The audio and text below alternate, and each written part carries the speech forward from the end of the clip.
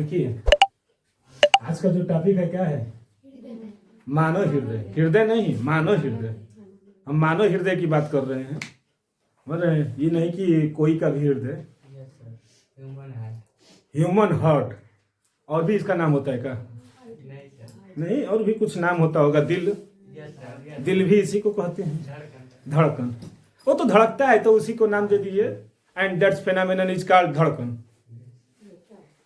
यही होता है ना। वंस मोर नहीं, जैसे कहने का मतलब है ना कि दिल है यानी हार्ट या फिर हृदय। सर जी हार्ट ना होता है, हार्ट मीन्स तो दूसरा चीज नहीं तो वही।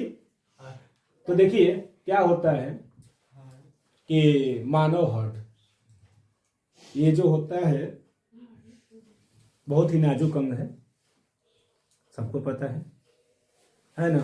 हाँ, मानव हृदय। इसके स्टडी वाले को जानते हैं क्या करते हैं? कहते हैं जो इसकी स्टडी करता है, स्टडी करता यानी अध्ययन करता को स्टडी करता कहिए या फिर अध्ययन करता कहिए, यानी इसके पढ़ने वाले को हम लोग कहते हैं कार्डियोलॉजी। Cardiology, cardiology. लॉजी का मतलब होता है करता है, यानी कौन पढ़ता है, किसके बारे में पढ़ता है। जैसे पेट के बारे में, अगर कोई पेट के अंदरूनी चीज होती है तो उसको कहते हैं गैस्ट्रोलॉजी। दांत के वाले को कहते हैं डेंटोलॉजी या डेंटिस्ट बोल देते हैं, है ना। ब्रेन और नसों को पढ़ने वाले को यानी ब्रेन को पढ़ने वाले को न्यूरोलॉजी होता है ना। उसी तरह हृदय के पढ़ने वाले को हम लोग क्या कहते हैं? कार्डियोलॉजी। माने जिसको हृदय में कहीं प्रॉब्लम हो जाती है तो उसको पढ़ने वाला चाहिए ना डॉक्टर। हर एक डॉक्टर सभी अंगों को ठीक नहीं कर सकता है, सभी का ऑपरेशन एक डॉक्टर नहीं कर पाएगा, क्योंकि मानव का जो शरीर है ना बहुत कॉम्प्लेक्सेस है। पाचन देखिए तो बहुत बड़ा होता है, उसी तरह आँख है, कान है, नाक है।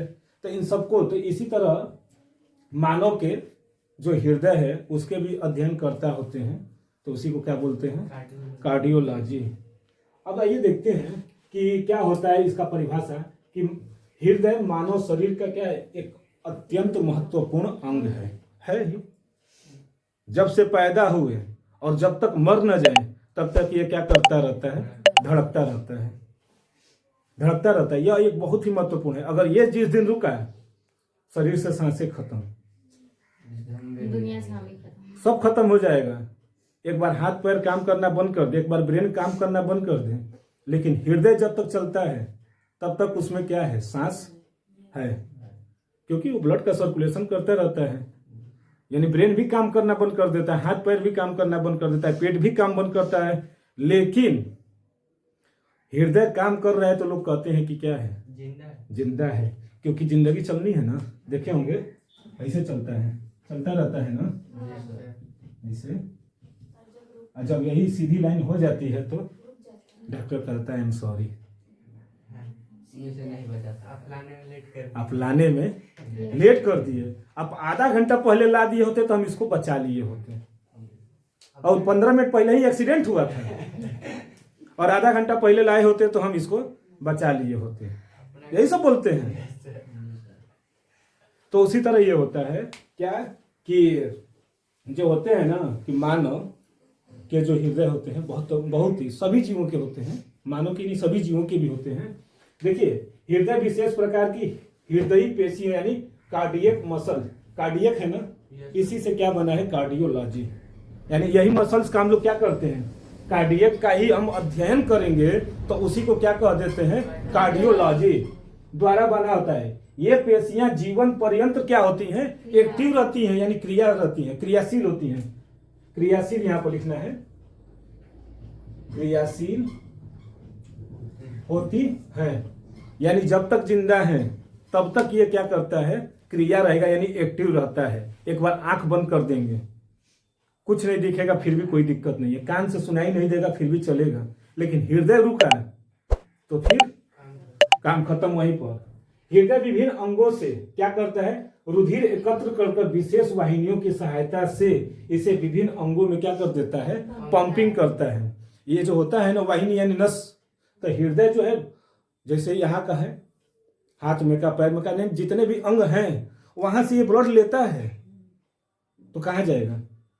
जैसे पंपिंग करने का काम करता है, सभी अंगों से लेकर क्या करेगा, हर एक अंग में, हर एक वाहिनी में क्या करेगा, अपना ब्लड पंपिंग करेगा, यानी भेजना शुरू करता है। जैसे ये है ना, जैसे इसको ऐसे करते हैं ना जी, ऐसे, तो ये पंपिंग कर रहा है, फिर इसको इधर से दबा देंगे तो ये क्या करेगा, पंपिंग करना शुरू करेगा ना। तो उसी तरह समझ रहे हैं, यानी एक विशेष, इनमें दो ही वाहिनियां होती हैं, एक धमनी होती है तो एक सिरा होता है, एक धमनी होती है तो एक सिरा होता है।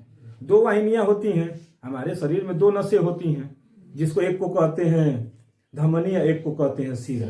धमनी में शुद्ध रक्त बहते हैं तो सिरा में अशुद्ध रक्त बहते हैं। तो वही, यानी इन्हीं वाहिनियों के द्वारा क्या करता है, ब्लड को पंपिंग करता है। समझ रहे हैं ना। तो वही कह रहा है क्या कि हृदय विभिन्न अंगों से रुधिर एकत्र करके विशेष वाहिनियों की सहायता से विभिन्न अंगों में क्या करता है, पंपिंग करता है। पंप करता है, शुद्ध नहीं करता है।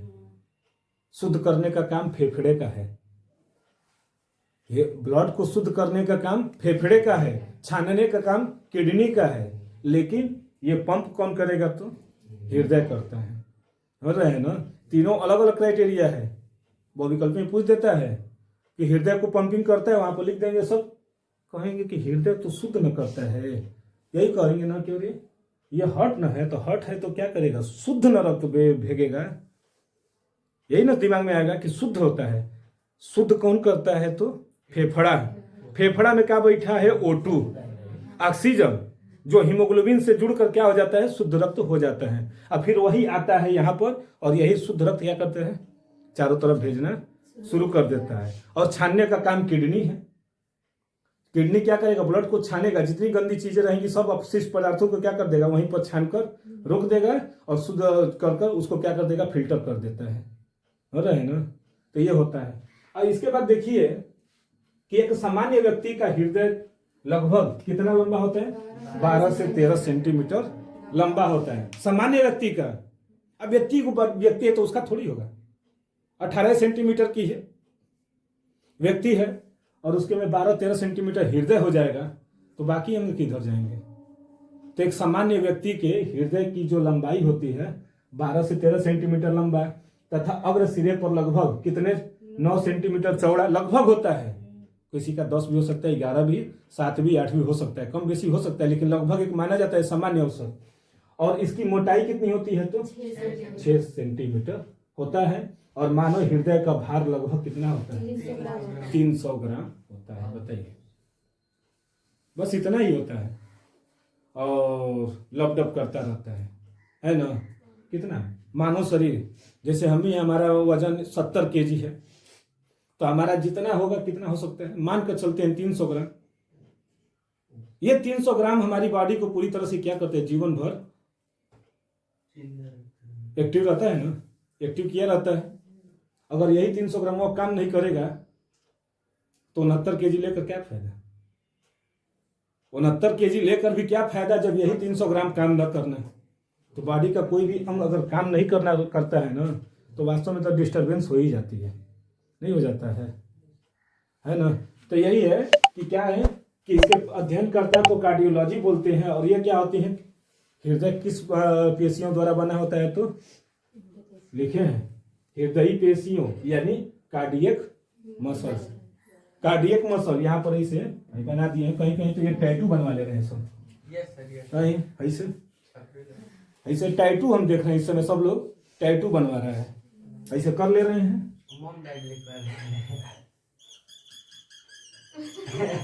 ऐसे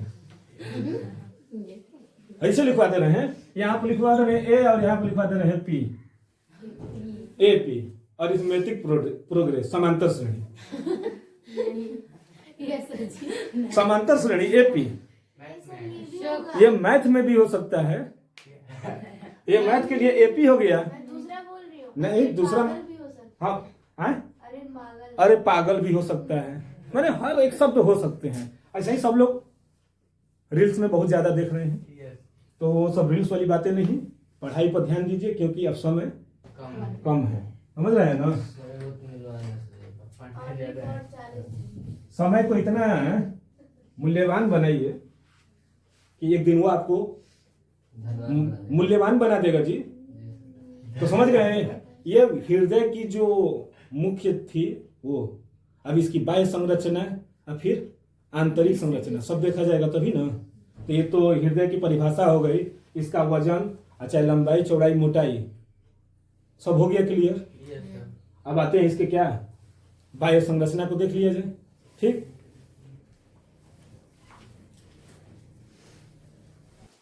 देखिए बच्चा, हृदय की बाह्य संरचना, बाहरी संरचना, एक होता है आंतरिक संरचना, एक होता है बाहरी।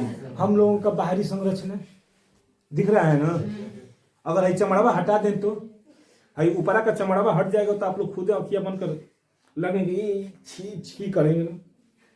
नहीं होता है, कहीं जल उल जाता है तो लोग कहते हैं एकदम मुंह बना लेते हैं। लेकिन बाह्य संरचना और एक होता है आंतरिक संरचना। तो हृदय की पहले बाह्य संरचना देख लेंगे, बाहर से कैसा है। जैसे कहीं जाते हैं ना तो कहते हैं कि बहुत सुंदर है, लेकिन अंदर जब जाएंगे तब ना उसकी तो गहराइयों में जाइए। कहते हैं ना कि दिल की गहराइयों से, है ना, तो वहां पर जाइए दिल की गहराइयों में। तो पहले बाहर का तो देख लें, इसके बाद तो गहराई देखा जाएगा। होता है ना, कहते हैं अरे बहुत गहरा होगा, समुंदर है बहुत गहरा होगा। अरे जब जाएंगे तब ना, बाहर से तो बहुत खूबसूरत लगता है तो अंदर से भी देखा जाएगा। तो पहले बाहर का देख लिया क्या है। तो देखिए हृदय की बाहरी संरचना, हृदय वक्ष गुहा, वक्ष मतलब सीना, ये दिख रहे हैं ना, वक्ष मतलब सीना और गुहा का मतलब अंदर, यानी सीने के अंदर। वक्ष मतलब ये सीना होता है, सीने के अंदर, यानी क्या, हृदय वक्ष गुहा यानी थेरोकिक कैविटी।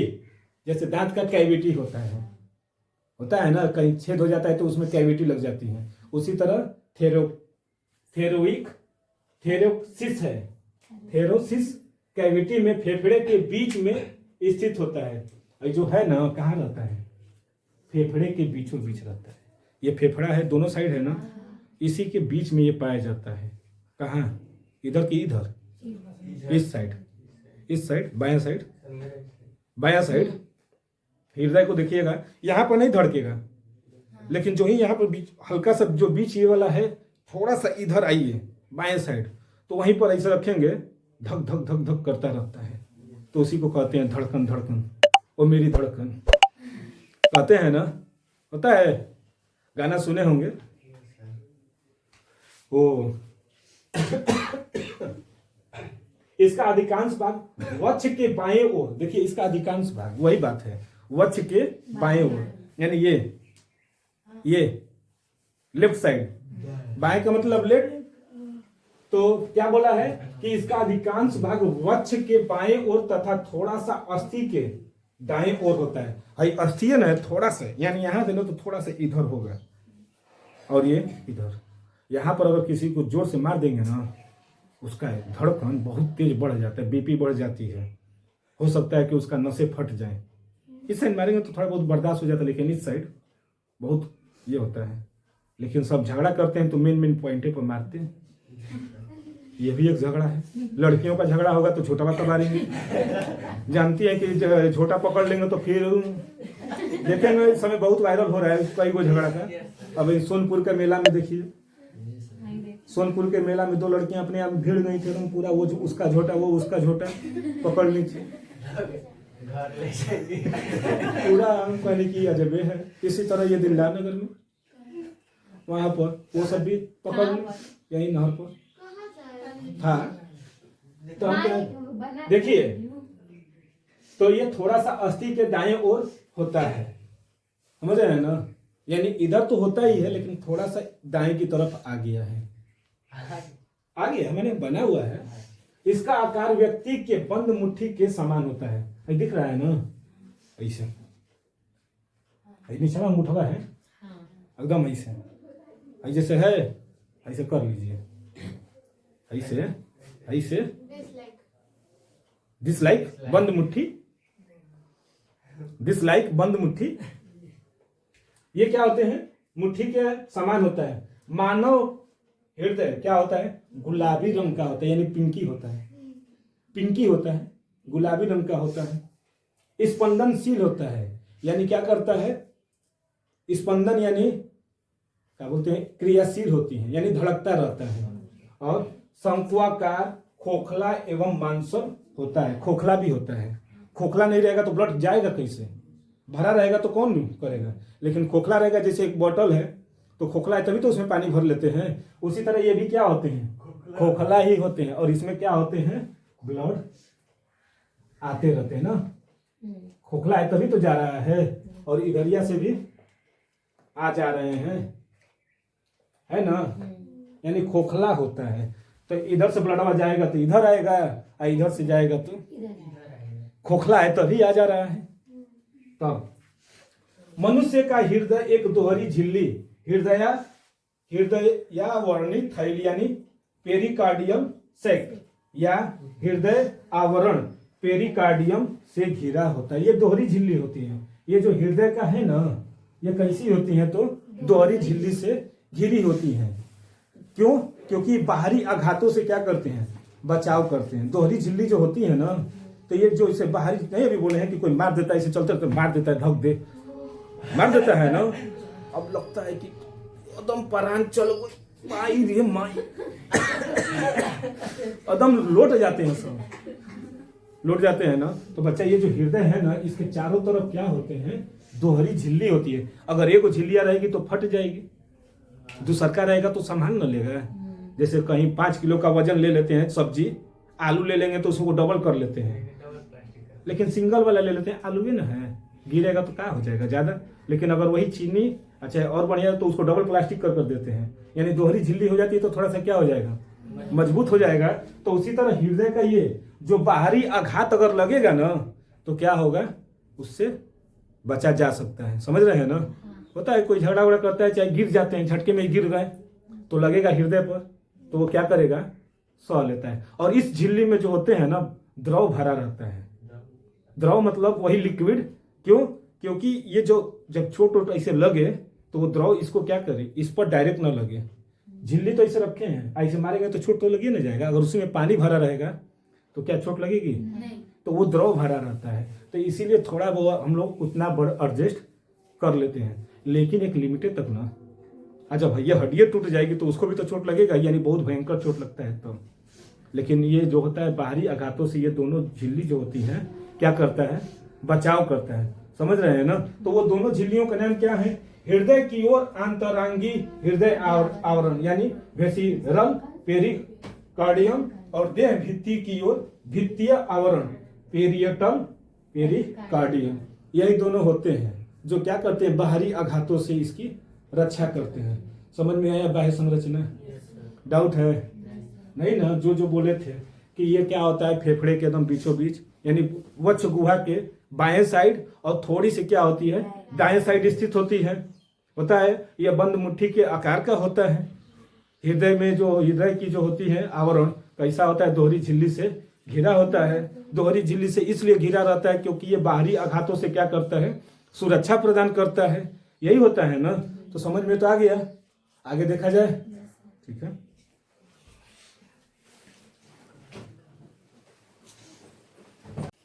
देखिए हृदय की तो बाह्य संरचना हो गई। अब क्या पढ़ा जाए, हृदय की आंतरिक संरचना ना, यानी इंटरनल स्ट्रक्चर ऑफ हार्ट, यही ना, यानी इंटरनल स्ट्रक्चर ऑफ हार्ट के बारे में पढ़ लिया जाए।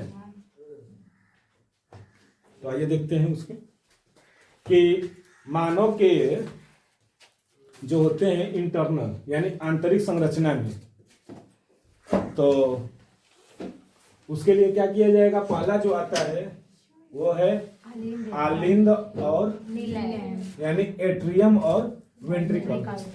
एट्रियम और वेंट्रिकल है ना, बहुत ही इंपॉर्टेंट होता है ये दोनों। कौन सा, आलिंद और नीला, समझ रहे हैं ना, बहुत ही ज्यादा इंपॉर्टेंट है। तो इसमें क्या होता है कि मानव हृदय की अनुलंब काट का अध्ययन करने पर मनुष्य के चतुष्वेशमी, यानी क्या, चतुष्वेशमी का मतलब 4 चेम्बर, वेश्म का मतलब होता है चैम्बर, होता है ना। कहीं जाते हैं हॉस्पिटल में तो डॉक्टर कहते हैं कि इस वाले चेम्बर में चले आइए, विस्म होता है। तो कितने होते हैं? तो 4 चैम्बर होते हैं। मानव के हृदय में 4 चैम्बर होते हैं, 2 आलिंद और 2 निलय, यही होते हैं। आलिंद जो होते हैं ऊपर वाले भाग होते हैं और नीचे वाले क्या होते हैं? निलय। यानी ये जो है ना ऊपर वाला जो भाग है दोनों, वो क्या है? आलिंद है, और नीचे वाले भाग क्या है? ऊपर वाला भाग थोड़ा सा क्या होता है? पतला होता है, और नीचे वाला भाग जो होता है इसकी सतह नीचे यानी निलय, थोड़ी सी उसकी भित्ति भी मोटी होती है और थोड़ा सा क्या होता है? चौड़ा होता है। समझ रहे हैं ना? जैसे छत पर से जो पानी आएगा, छत पर से कहने का मतलब जो पानी नहीं आएगा तो एक पतला पाइप लगा जाता है, फिर आते आते क्या हो जाता है? नीचे आकर मोटा पाइप हो जाता है, होता है ना? उसी तरह ये भी है कि जो आलिंद होते हैं पतले होते हैं, जबकि निलय क्या होता है? मोटा होता है, और उसकी भित्ति भी क्या होती है? मोटी ही होती है।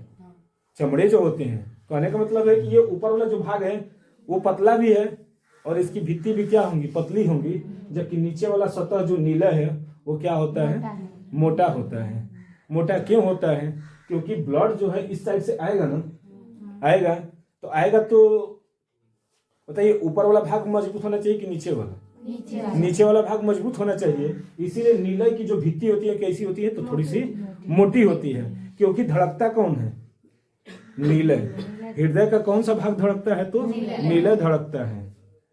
और लोग कहते हैं कि दिल धड़कता है ना, दिल को धड़कना तुमने सिखाया, दिल को धड़कना तुमने सिखाया।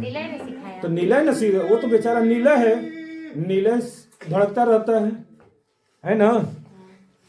तो यानी हृदय का पूछ सकता है कि हृदय का कौन सा भाग धड़कता है? तो वो नीलय, क्योंकि यही क्या करता है? पंपिंग करता है।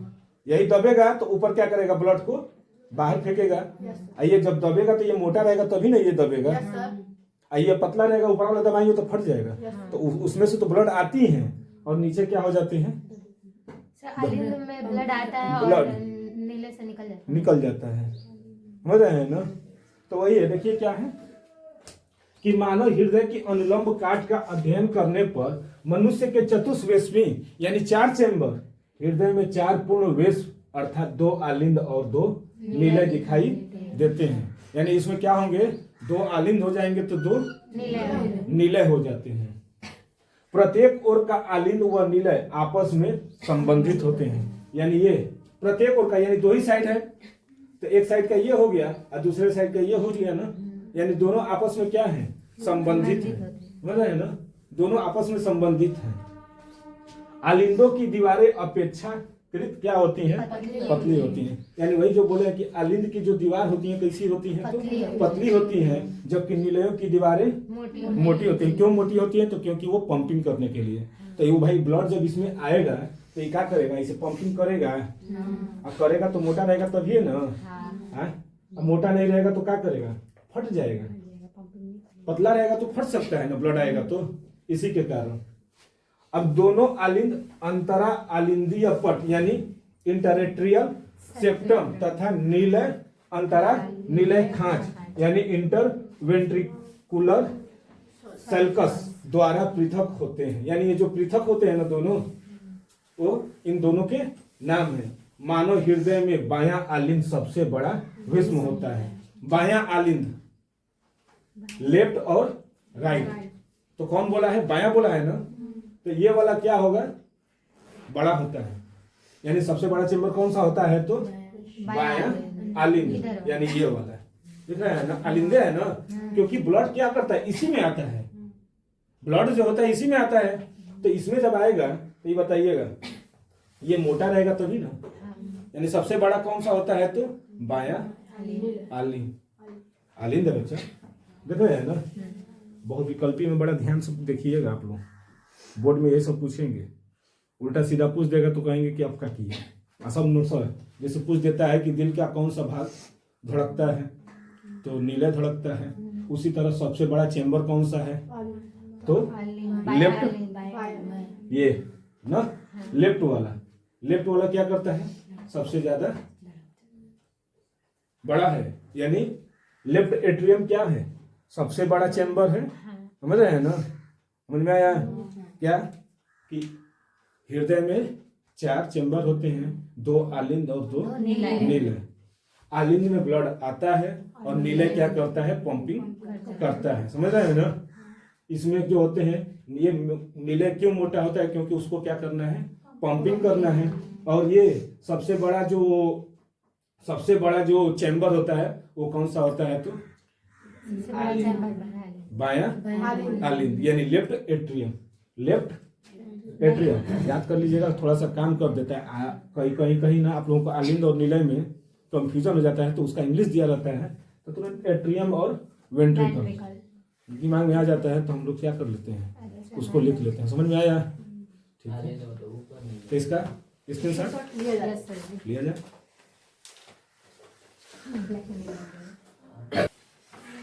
देखिए अगला जो है वो क्या है, फोसा ओवाइलिस। फोसा ओवाइलिस क्या होता है कि अंतरा आलिंदीय पट के दाहिनी ओर एक छोटा सा अंडाकार गड्ढा होता है। ये दाहिनी ओर क्या होते हैं, एक छोटा सा क्या होता है, गड्ढा होता है, जिसे क्या कहते हैं, फोसा ओवाइलिस कहते हैं। कहाँ है वो गड्ढा? जैसे ये नहीं होते हैं, ऐसे बने हैं, तो आलिंद से आएगा ब्लड तभी तो इधर जाएगा। तो वो जो गड्ढे होते हैं यानी जो ब्लड आ रहे हैं, तो वहां पे एक छोटा सा गड्ढा होता है, तो वही क्या होते हैं, फोसा ओवाइलिस। भ्रूण में यह छिद्र फोरामेन ओवाइलिस के नाम से जाना। भ्रूण मतलब समझ रहे हैं ना, माँ के पेट में जो बच्चा है, जब तक है उसे क्या बोलेंगे, भ्रूण। समझ रहे हैं ना, यानी जब से माँ वो जो है बच्चा पेट में है तब तक उसको क्या बोलेंगे, भ्रूण बोलेंगे। या जो ही बाहर आ गया तो उसे बेबी बोल देते हैं, यानी बच्चा बोल देते हैं। न तो वैसे तो भ्रूण अवस्था में ही है, क्योंकि वो खाना पीना कुछ नहीं कर रहा है, माँ के प्लेसेंटा के द्वारा उसको पोषण मिल रहे हैं। लेकिन जो ही वो बाहर आ गया तो उसे हम लोग क्या कहते हैं, बच्चा, न्यूबॉर्न बेबी, यही बोला जाता है। इसके बाद आता है महाशिरा यानी वेना कावा। वेना कावा यानी महाशिरा, ये होते हैं महाशिरा, सुपीरियर वेना कावा यहाँ पर है। ये जो नीले वाला यहाँ पर जितने चीजें हैं ना, सब शिरा है, महाशिरा है। और रेड वाले जो दिखेंगे वो सब क्या होंगे, धमनी। समझ रहे हैं ना, यानी इसमें जो देखिए ब्लड भी है, दिख रहा है ना, देखिए, तो इसी से जा रहा है। अच्छा कि ये कहाँ से जा रहा है, तो धमनी से, एरोटा जो है। तो देखिए यानी महाशिरा यानी वेना कावा, दाहिने आलिंद में 2 महाशिराएं अलग अलग छिद्रों द्वारा क्या होती है, खुलती है। दिख रहे हैं ना, 2 खुल रही हैं अलग अलग छिद्रों द्वारा। इन्हें अग्र महाशिरा तथा पश्च महाशिरा कहते हैं। यानी एक को अग्र महाशिरा करेंगे तो एक को पश्च महाशिरा कहते हैं। इसके बाद आता है कोरोनरी साइनस। क्या होता है, अंतरा आलिंदीय पट के समीप हृदय की दीवारों से आने वाली रुधिर हेतु कोरोनरी साइनस का क्या होता है, छिद्र होता है। ये जो आ रहे हैं ना, तो यहाँ पर देखेंगे ना, तो जैसे ऐसा ही रहेंगे, ये ऐसे है, तो ये आलिंद में आ रहे हैं ब्लड, तो यहाँ पर हल्का हल्का ये क्या करेगा, छिद्र रहते हैं कि ब्लड इसमें आएगा, तो वो यानी यही छिद्र क्या कहलाते हैं, कोरोनरी साइनस। और इसके छिद्र को ही क्या बोलते हैं, कोरोनरी कपाट। यानी कपाट का मतलब दरवाजा। ब्लड एक बार अगर इसमें आ गया ना, तब ये वापस इसमें नहीं भेजेगा, ये इसमें भेजेगा ही नहीं। देख रहे हैं, जब ब्लड इसमें आ गया ना आलिंद में, तो कहाँ चला जाएगा, नीले में, और नीले से फिर कहाँ चला जाएगा, देख रहे हैं, बाहर। अब बाहर जाएगा किसके पास, फेफड़े के पास। फेफड़े के पास जाएगा शुद्ध होने के लिए, O2 लेगा, O2 लेकर फिर कहाँ आएगा, महाशिरा। इसके बाद क्या करेगा धमनी, इसके बाद वो सभी भागों में क्या कर देगा, सभी अंगों में भेजना शुरू कर देता है। लेकिन यहाँ से पहले कहाँ जाएगा, भेंट करने, फेफड़े के पास, क्योंकि वहां पर ब्लड क्या होंगे, शुद्ध होगा तभी तो मिलेगा। समझ गए, तो ये समझ में आ गया। तो अगला देखा जाए।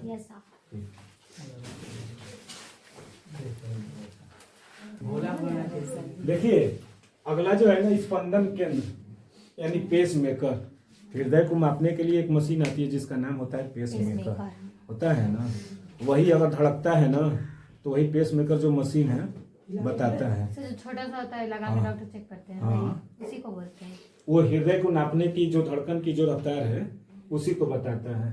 तो क्या होता है कि दाएं आलिंद में महाशिराओं के समीप शिरा आलिंद गांठ यानी सीनो एरिकुलम नोड होती है, जो स्पंदन केंद्र या पेसमेकर कहते हैं। किसके?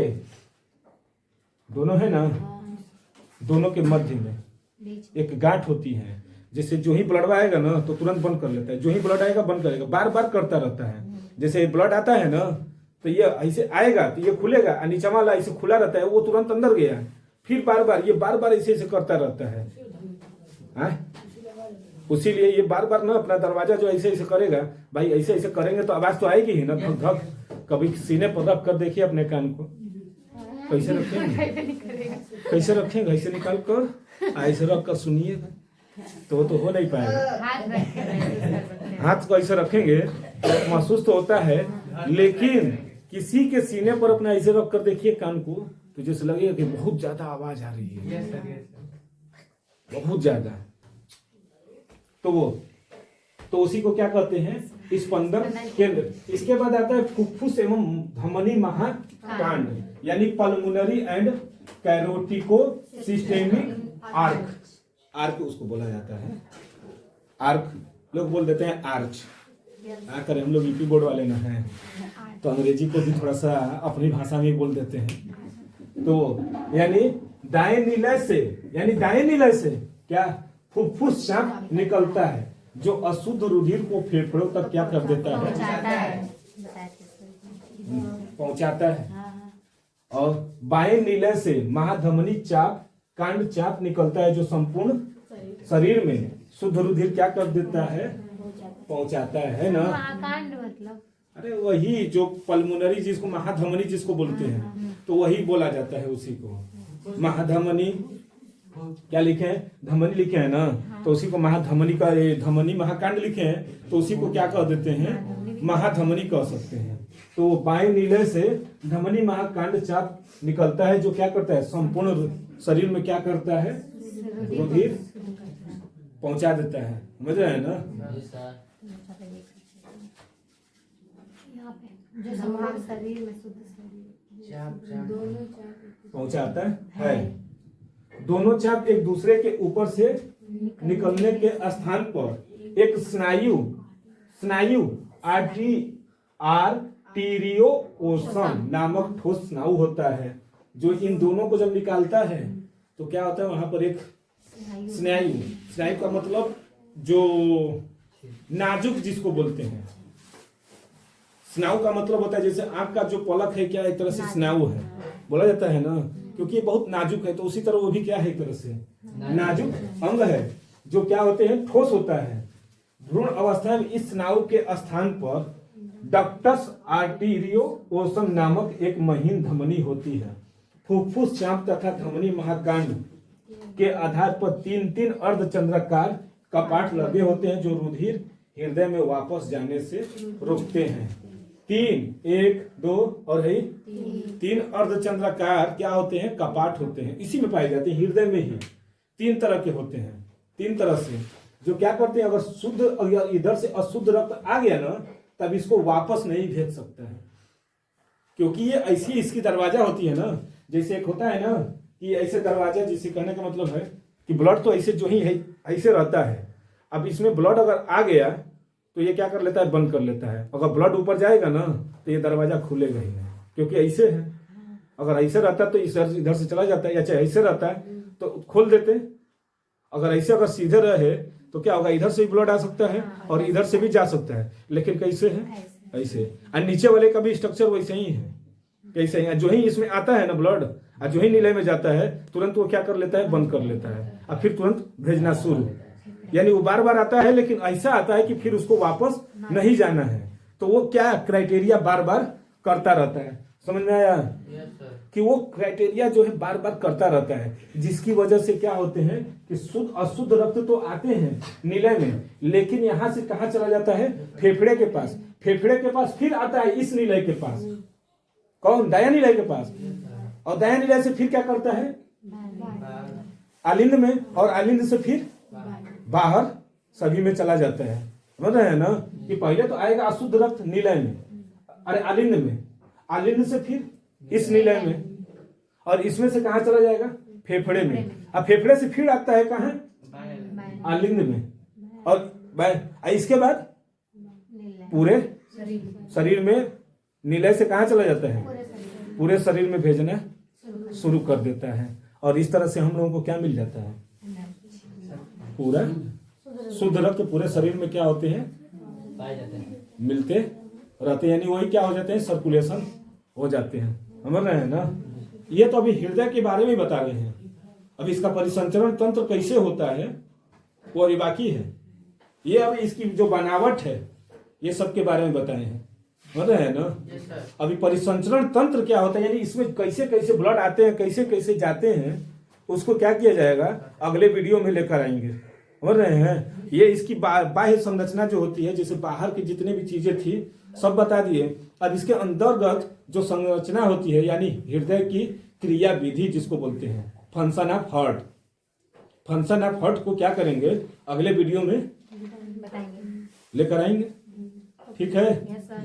तो ये हो गया ना, ये जो जितनी चीजें थी सब हमने क्या किया वो बता दिया। अब हृदय की क्रिया विधि को अगले वीडियो में बताएंगे। स्क्रीनशॉट लिया जाए।